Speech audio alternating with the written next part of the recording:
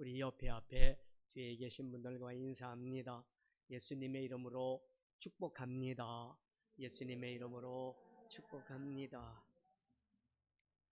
자, 우리의 삶은 상호 간의 거래로 이루어지고 있습니다. 고대 처음에는 물물교환이라 해서 물건과 물건을 가지고 서로 통용했습니다. 그러다가 이제 화폐가 돈이 나왔죠. 화폐가 나옴으로 해서 이제 물건을 살 때는 돈을 주고 이렇게 거래를 하기 시작했습니다. 자, 그런데 거래할 때는 반드시 지켜야 될 뭐가 있습니까? 전제가 따라옵니다. 이것은 꼭 지켜야 됩니다. 자, 서로의 가치가 비슷한 그때 거래가 이루어지는 겁니다. 내가 가지고 있는 물건이 10,000원짜리의 가치가 있다면 만약에 우리 김 집사님이 물건을 사시려면 어떻게 해야 돼요? 10,000원의 가치가 있기 때문에 10,000원을 내고 물건을 사갈 것입니다. 그런데 조금 차이는 있겠죠. 왜냐하면 좀 깎아주기도 하고 어떻게 해요? 조금 더 받기도 할 수 있는 이러한 건 있지만 서로 거래할 때는 뭡니까? 합당한 거래에 합당한 가치를 서로 공유해야 되는 겁니다. 그래야 성립이 되지요. 그런데 만약 값싼 아주 싸구려 물건을 포장을 아주 이쁘게 해가지고 팔았어요.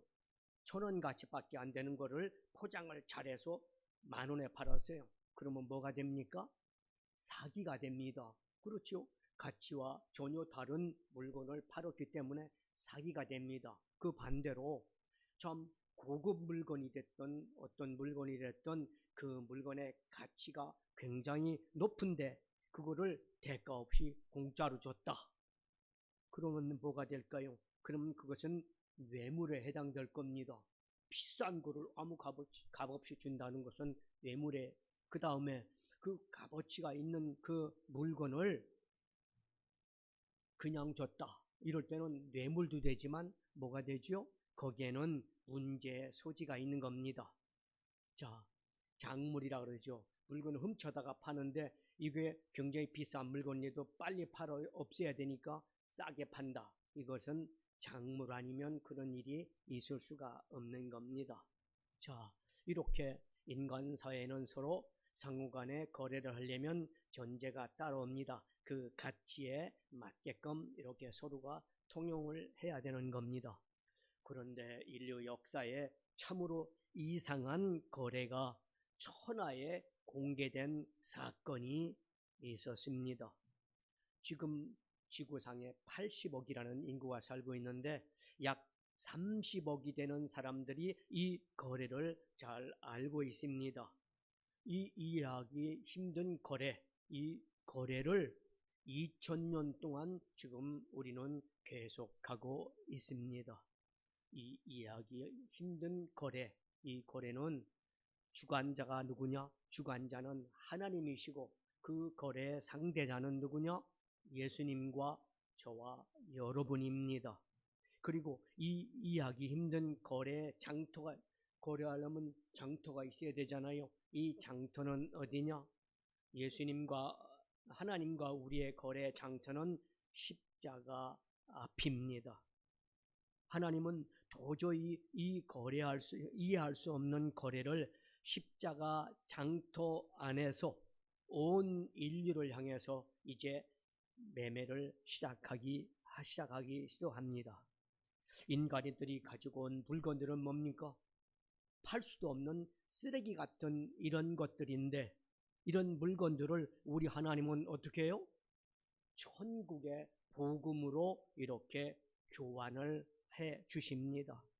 자, 쓰레기 같은 물건을 받으시고 그리고 거기에 합당한 쓰레기 값만 주면 되는데 하나님은 어떤 하나님이시냐? 전혀 그거 관계없이 천국의 복, 놀라운 은혜를 베풀고 계시는 겁니다. 그러면서도 조금이라도 속상해하거나 아니면 짜증을 내지 않습니다. 아니, 짜증내기커녕 오히려 기뻐하시고 또 위로해 주시고 사랑으로 감싸 주십니다. 우리의 모든 고통, 절망, 미움, 원망, 상처, 분노 이런 쓰레기 같은 것을 하나님 앞에 갖다 드렸는데, 그런데 이 하나님께서는 그거 다 받으시고 거대한 십자가의 용광로에 다 넣어서 녹여 그 다음에 평안과 기쁨 그리고 소망과 치유 그리고 사랑으로 바꾸어 주십니다. 사랑하는 여러분, 이것을 종교개혁자 마틴 루터는 갈라디아서 3장 13절 말씀을 인용해서 이렇게 말합니다. 그리스도께서 우리를 위하여 저주를 받은 바 되사 율법의 저주에서 우리를 속량하셨으니 기록된 바 나무에 달린 자마다 저주 아래 있는 자라 하였습니다. 자, 이 말씀을 이제 이 마틴 루터는 어떻게 바꾸서 얘기하느냐? 이것을 즐거운 교환 이렇게 처음 사용해서 말을 했습니다. 그 후에 신학자 칼 바르트는 이 말씀을, 이 갈라디아서 3장 13년 말씀을 통해서 이것을 즐거운 교환이다. 하나님과 인간 사이에 교환하는데, 우리는 쓰레기 같은 것을 하나님 앞에 내놓았는데 하나님께서는 천국의 복으로 우리에게 허락해 주셨다. 자, 이 즐거운 교환을 뭐라고 말하느냐? 화해라고 말하면서, 십자가는 바로 하나님 앞에 죄인된 우리를 하나님과 연결시켜주는 화해의 자리다, 이렇게 강조했습니다. 자, 그렇다면 우리가 어떻게 하면 이 즐거운 화해, 신비로운 화해, 쓰레기 같은 것을 갖고 온 하나님 앞에, 하나님은 우리에게 그 십자가 장태에서 예수 그리스도로 말미암아 우리에게 뭡니까? 화해를 해 주셨는데, 우리는 과연 이런 화해를 경험할 수가 있겠습니까? 그렇습니다. 자, 이런 경험은 밖에서부터 안으로 오는 경험이 있고, 또 하나는 안에서부터 밖으로 나가는 이런 변화를 추구할 수가 있습니다. 세상에는 종교가 많죠. 그 많은 세상의 종교들은 밖에서 안으로 드는 변화를 따라갑니다. 그래서 죄에 빠진 인간들은 자신의 내면에 있는 악한 모습을 고행이라든지 아니면 선행을 통해서 변화할 수 있다고 이렇게 생각을 합니다. 그래서 열심히 고행도 하고 명상도 하고 또한 묵상도 함으로 인해서 나를 변화시키려고 이렇게 시도를 합니다. 예를 들면 조선시대에 동학혁명을 이루었던 천도교, 동학이 이제 천도교로 반하는데 그 손병이라는 사람이 교주였었습니다. 그 사람은 이렇게 얘기합니다. 인내천, 이렇게 얘기합니다. 인내천은 뭡니까? 사람이 노력해서 하늘이 된다. 즉 사람이 노력하면 신이 된다. 이런 사상을 가지고 사람들을 현혹시켰습니다. 불교에서는 또 어떻게 얘기하죠? 열반에 들어간다 그러죠. 고행을 많이 하고 목탑을 30년 40년 두드리고 앉아서 좌본을 사걸하고 이런 고행을 해서 뭐가 됩니까? 열반하게 되면 부처가 된다. 부처의 신이 된다는 겁니다. 사랑하는 여러분, 피조물인 사람, 인간들이 내가 노력해서 신이 된다. 이게 과연 있을 수가 있는 이야기일까요? 그런데도 십자가의 도, 즉 예수 그리스도를 알지 못하는, 깨닫지 못하는 사람들은 여전히 자기의 행위로 그리고 자기의 노력으로 나는 구원받을 수 있어, 나는 하나님 자녀가 될 수 있어, 이렇게 착각을 하고 살기 때문에 이런 사람들은 자기의 노력을 통해서 구원받으려고 합니다. 자, 믿음으로, 의인은 오직 믿음으로 말미암아 살리라. 믿음으로 구원받는다. 예수 이름을 믿고 기도하면 구원받는다. 내 마음에 믿어 입으로 시인하면 내가 구원을 받는다. 얼마나 쉬운 얘기입니까? 이렇게 쉬운 구원은 사람들이 생각할 때 아이고 그럴 수는 없어. 아무 대가 없이 내가 어떻게 믿음만 가지고 구원받아 아이고 그건 어리석은 이야기야. 성경도 말합니다. 고린도전서 1장 18절에 십자가의 도가 멸망당하는 자에게는 미련한 것이요 구원을 받는 우리에게는 하나님의 능력이라. 그렇습니다. 예수 그리스도는 그 십자가는 우리에게 놀라운 능력을 안겨줍니다. 죽음에서 생명으로, 저주에서 용서로, 가난에서 부여로 채워주십니다. 또한 우리를 새롭게 변화시켜 주십니다. 그래서 사도 바울은 이렇게 담대하게 고백합니다. 고린도전서 2장 2절에서 내가 너희 중에서 예수 그리스도와 그의 십자가에 못 박히신 것 외에는 아무것도 알지 아니하기로 작정하였습니다. 철학, 경험, 또 내가 생각 이런 것 가지고 나는 아무것도 생각 안 한다. 오직 예수 그리스도 나를 위해서 이 땅에 오셔서 십자가에 못 박혀 죽으신 그 십자가 그것만 생각한다고 고백했습니다. 여러분 교회사에 등장하는 많은 사람들이 있습니다. 많은 사람들 중에 저 사람은 영적 거장이야, 대단한 믿음의 사람이야. 이런 사람들은 십자가의 감격과 그 능력을 체험한 사람들입니다. 그들은 날마다 십자가를 붙들고 어두운 세상에서 불꽃처럼 살아갔던 사람들입니다. 그 사람뿐만 아니라 초대교회 성도들을 보십시오. 초대교회 성도들은 로마 황제의 그 엄청난 박해 그리고 불같은 시험 속에서도 비굴하지 않았습니다. 오히려 그 박해 가운데 하늘의 능력이 나타났고 담대한 믿음의 복음의 전달자들이 다 되었습니다. 그들은 그 험악한 박해 속에 모일 때마다 감격과 기쁨이 그 마음에서 샘솟듯 솟아났고 또 모일 때마다 성도 간에 뭡니까? 위로와 사랑이 풍성하게 있었던 때였습니다. 사도행전 2장 42절로 47절을 보니까 그들이 사도들의 가르침을 받아 서로 교제하고 떡을 떼며 오로지 기도하기를 힘쓰니라. 사람마다 두려워하는데 사도들로 말미암아 기사와 표적이 많이 나타나니 믿는 사람이 다 함께 있어 모든 물건을 서로 통용하고 또 재산과 소유를 팔아 각 사람의 필요를 따라 나눠주며 날마다 마음을 같이하여 성전에 모이기를 힘쓰고 집에서 떡을 떼며 기쁨과 순전한 마음으로 음식을 먹고 하나님을 찬미하며 또 온 백성에게 칭송을 받으니 주께서 구원받는 사람을 날마다 더하게 하시니라. 아멘. 자, 초대교회 이러한 마음과 생각과 오직 십자가를 생각하며 감격과 기쁨으로 서로 교제하고 사랑했던 이러한 시대도 있는데, 자, 그렇다면 오늘날 우리의 삶 속에 왜 이렇게 놀라운 이러한 능력 그리고 성도 간의 아픔과 갈등이 사라지지 아니하고 있을까요?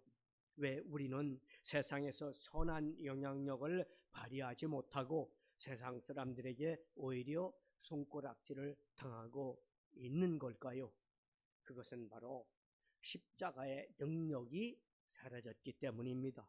언제부턴가 십자가는 액세서리로 우리의 목에다 걸고 귀걸이로 이렇게 남아 있습니다. 여러분, 십자가의 복음, 피 흘린 예수 그리스도의 십자가 복음이 있던 자리에 부와 번영, 성공, 큰 교회를 세워야 되고 많은 사람을 모아야 되고 이러한 잘못된 번영 신학이 들어와 있기 때문입니다. 자기를 부인하고 십자가를 내가 지고 십자가 앞에 나가야 될 이러한 자리에 자기 긍정, 내가 나를 자랑하고 자아숭배에 이렇게 우상을 세우고 있는 것 때문에 이런 능력이 사라지는 겁니다. 십자가를 치워버린 자리에 사람을 즐겁게 하는 예배, 맨 복 얘기만 하고 회개하라 이런 이야기하면 찔려. 아이고 목사님은 오늘도 찔리는 설교만 해. 이렇게 받아들이지 못하고 있는 이러한 신앙. 여러분, 십자가로 인해 통회하고 회개하고 자복하는 자리가, 세상의 즐거움을 위한 잔치 자리가, 교제 자리가 되고 있는 이런 모습들, 여러분, 십자가 없는 교회, 중심에 십자가를 세우지 않는 교인은 예수 없는 교회고 또 예수 없는 예수 교인일 뿐입니다. 결국 뭡니까? 본질은 다 껍데기고 그냥 겉모습만 예수 믿는 사람, 교인, 이러한 모습들이 있습니다. 모두들 부활의 기쁨, 영광 이런 것은 기대합니다. 복 받는 것도 기대합니다. 그런데 십자가의 길은 그건 김 집사가 할 일이야. 그것은 목사님들이 할 일이지 우리가 우리는 예배만 드리면 돼. 이렇게 회피하면서 꺼려합니다. 봉사는 저분이 하는 거지 나는 예배만 드리면 돼. 애써 못 본 척하고 지나칩니다. 여러분, 아무리 사람이 많이 모이고 큰 일을 한다 할지라도 그 안에 십자가의 능력이 없고 십자가의 도가 사라졌다면 그것은 한편의 연극이나 드라마에 불과합니다. 여러분, 언제부턴가 교회에서 예수의 피를 전하지 않고 십자가의 복음을 전하지 않고 교양 강좌나 교제나 아니면 성공하는 삶이나 이런 것을 가르친다면 그 문제는 너무나 심각한 것입니다. 이렇게 되면 결국 교회의 마당만 밟는 이러한 교회 안에 불신자들이 나올 수 있다는 겁니다. 우리는 더 이상 나는 목사야, 나는 권사야, 나는 집사야, 나는 안수집사, 장로야 이러한 명함 뒤에 숨어서 십자가를 피하면 안 됩니다. 친구 따라서 강남 가듯이 무슨 예배가 내 취미로 하는 행위처럼 예배를 그렇게 받아들이거나 해서도 안 됩니다. 우리는 본래의 자리, 첫사랑, 내가 처음 예수님 믿었을 때 본래의 자리로 돌아가야 됩니다. 십자가의 능력과 십자가를 통한 감격과 기쁨이 회복되어야 됩니다. 자, 그렇다면 우리가 어떻게 초대교회 성도들처럼 첫사랑을 사모하는 그런 마음의 성도들, 자기 생명보다도 더 복음을 소중하게 여겼던 십자가의 돌을 지고 갔던 그러한 성도들의 모습으로 회복될 수가 있을까요? 어떻게 하면 우리의 삶 가운데 이 신비로운 화해, 즐거운 화해가 이루어질 수가 있겠냐 하는 것입니다. 자, 오늘 우리 해답을 얻읍시다. 그 첫걸음은 뭔가 하면 내가 과연 내 존재는 무엇인가? 나는 어떤 존재인가? 이거를 깨달아야 됩니다. 여러분, 내 안에 있는 근본적인 문제가 뭘까? 내가 교회에 앉아서 지금 직분을 받았고 예배를 드리고 있는데 내 존재는 무엇이며 내 근본적인 문제는 과연 무엇일까라고 점검하는 겁니다. 사랑하는 여러분, 저와 여러분은 어느 날 하늘에서 뚝 떨어지는 것이 아니라 우리는 하나님이 지으신 인류의 첫 번째 사람 아담의 후예들입니다.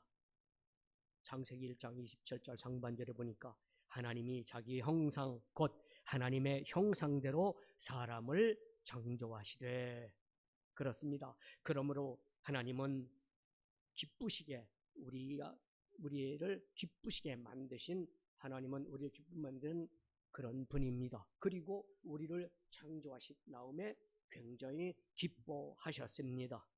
하나님은 아담과 에덴 동산에서 함께 기뻐하며 행복한 교제를 하시기를 원하셨습니다. 그런데 사단의 유혹에 빠진 인간의 교만함이 하나님과의 약속을 깨뜨리고 맙니다. 하나님과의 관계의 단절이 바로 어디서 출발했느냐? 불순종의 죄로부터 출발합니다. 그 결과 인간은 에덴의 축복을 잃어버렸습니다. 두려움이 엄습했고 그 다음에 벌거벗은 이러한 것에 대한 수치심이 나를 괴롭히기 시작합니다. 인간의 모든 근본의 문제는 어디서 출발하냐? 죄에서 출발합니다. 죄는 하나님과의 관계를 깨뜨리고 하나님을 떠난 인간은 하나님과 원수가 될 수밖에 없었고 죄로 인해 지옥의 삶을 살게 됩니다. 아담의 범죄는 모든 이 이후에 인간 후손들에게 다 전가되므로 모든 인간은 이 죄 때문에 신음하며 살게 되었습니다. 여러분, 이렇게 말씀드리면 많은 사람들이 이렇게 얘기합니다.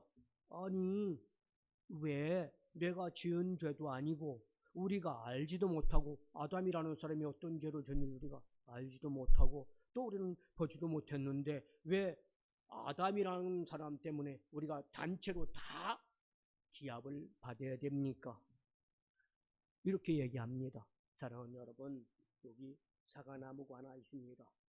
사과나무가 있는데 그 사과나무 열매가 안 달렸어요. 아직. 지금 열매 좀 파랗게 조그맣게 달려있죠. 지금 열매가 안 달린 그 사과나무를 보면서 저거 복숭아 나무네 이렇게 얘기하는 사람은 없습니다. 사과나무에 열매가 없어도 그 나무는 사과나무입니다. 사랑하는 여러분, 모든 사람은 죄인입니다. 사람의 뿌리가 아담인 죄인 때문이기 때문입니다. 그것을 원죄 이렇게 얘기합니다. 그러므로 우리가 뿌리가 죄인인 아담의 후손들은 모두가 다 죄인인 것입니다. 죄는 뿌리고 그 다음에 죄는 또 그의 열매가 죄입니다. 그래서 에베소서 2장 3절을 보니까 전에는 우리도 다 그 가운데서 우리 육체의 욕심을 따라 지내며 육체와 마음에 원하는 것을 하여 다른 이들과 같이 본질상 진노의 자녀였다. 그렇습니다. 죄는 큰 죄를 지었나 작은 죄를 지었나가 절대 중요하지 않습니다. 모든 사람이 죄의 뿌리를 가지고 있다는 것이 문제입니다. 이것은 필연입니다. 어쩔 수 없습니다. 이 죄의 문제를 해결할 수 있는 길은 딱 하나인데 그것은 피의 제사를 지내는 겁니다. 히브리서에 보면 피 흘림이 없이는 죄 사함이 없다고 말합니다. 그래서 하나님은 우리의 죄를 용서하셨고 희생의 어린 양으로 예수님을 보내셨고 속죄의 제물을 삼으셔서 예수님을 십자가에 달려 피를 흘리게 하신 겁니다.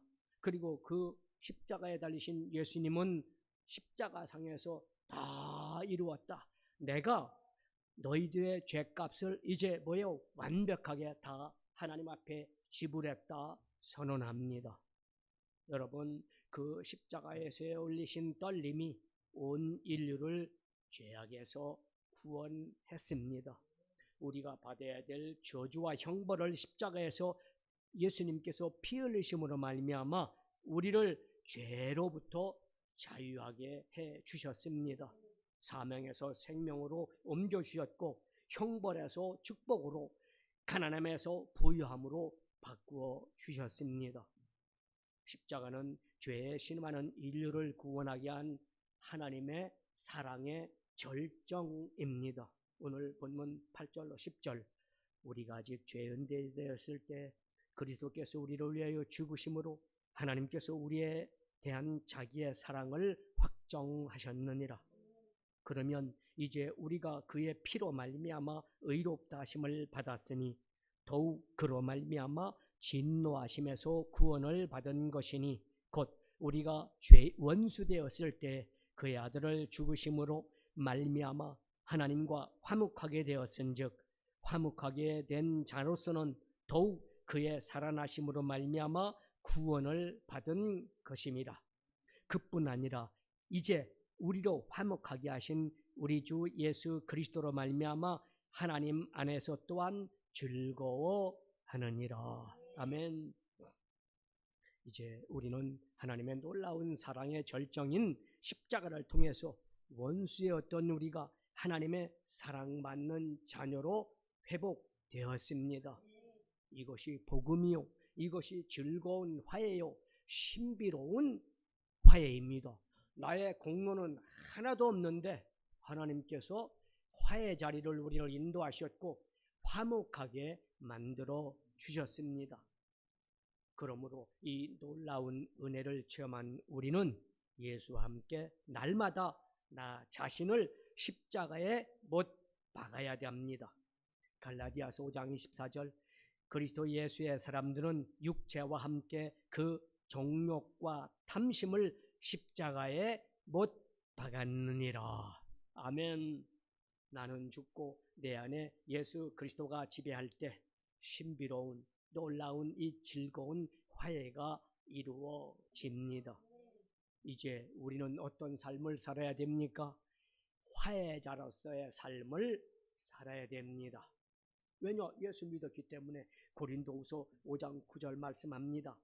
곧 하나님께서 그리스도 안에 계시사 세상을 자기와 화목하게 하시며 그들의 죄를 그들에게 돌리지 아니하시고 화목하게 하시는 말씀을 우리에게 부탁하셨느니라. 아멘. 우리는 이제 예수 그리스도 말미암아 죄와 불의와 죽어 마땅한 자리에서 예수의 피로 이제 하나님의 자녀로 회복되었습니다. 하나님의 자녀로 이제 인치심을 받은 우리는 어떻게 해요? 화해자로서 세상을 살아가야 되는 겁니다.